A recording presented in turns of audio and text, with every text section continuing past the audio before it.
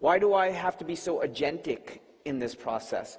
Why do I have to constantly be asking myself these questions? Why can't I just be busy, check off the boxes, do my duty, graduate from these institutions, get a job in my, whatever my sort of aspects of my personal life, take care of the people, and say, that's all that was necessary. I didn't have to sort of spend all my time on this examined life. Why is that?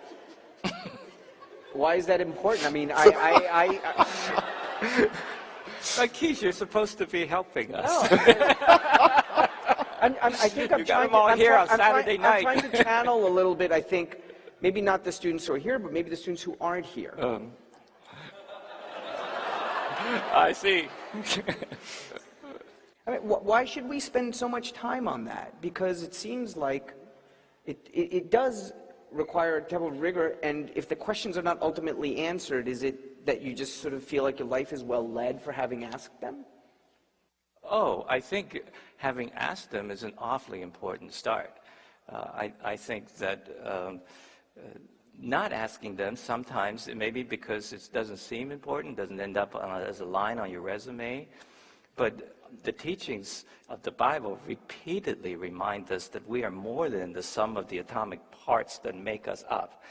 There's something called a soul, a spirit, and the wellness of the soul is far more important than the abundance of your wealth. If you were to summarize the teachings on wealth and on money, that in the Bible, that would be it. But some might argue that, so you teach in a business school, I teach in a business school, we are at selective institutions that in which success is often, we're naming our buildings often people who conform to a certain definition of success.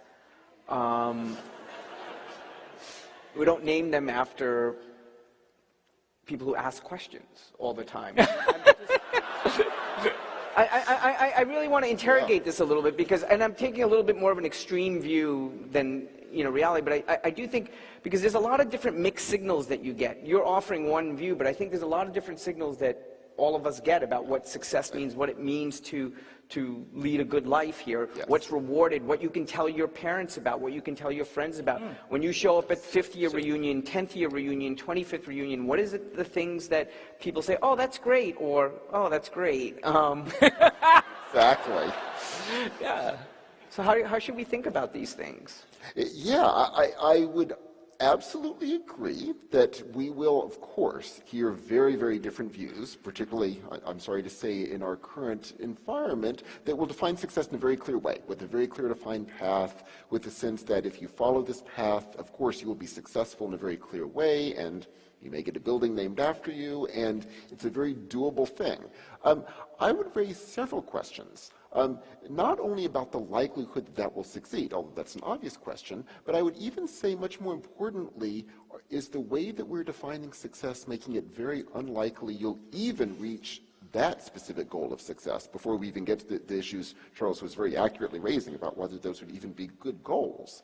And if, on the contrary, you see the world as one in which there aren't good predefined paths, I mean, there's certainly predefined paths that society is giving us, but assume that those are potentially ruts, patterns, easy ways that probably are going to be self-defeating. If you assume that, then yes, it is in a sense a life of work, but it's good work. And what I mean by that is the following. Just give two quick examples of places in our lives where we do the sorts of things that Confucius was talking about. And they're two very easy ones. Think of learning a musical instrument.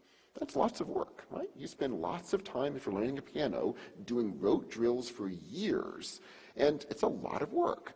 But what you gain by those years is, over time, an ability to sense the instrument, to sense the music, to be able to play music in a way that goes beyond simply those rote patterns, where you can sense a situation, play the music slightly differently, alter the mood of a room by the way you play, and the work is unbelievably fulfilling in terms of what you can become through that work. Another obvious example, sports. Again, learning basketball. How many hours do you spend throwing that basketball into that little net? But then, if you spend enough time doing it, what you then become is the team player, where you can sense movement around the team, of the players. You can sense just how quickly and tightly to throw a ball, sensing the entire mood of the court perfectly. It's this incredibly opening sensibility you gain through all of that work.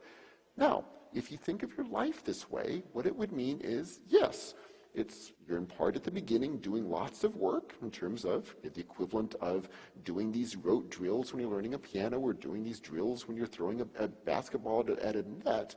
But over time, what allows you to do, if you're training your life this way, to sense people better, to work on yourself, transform yourself so that you're more open to the world and sensing the world better and acting in ways that can create a better world around you, what you can gain out of that is extraordinary.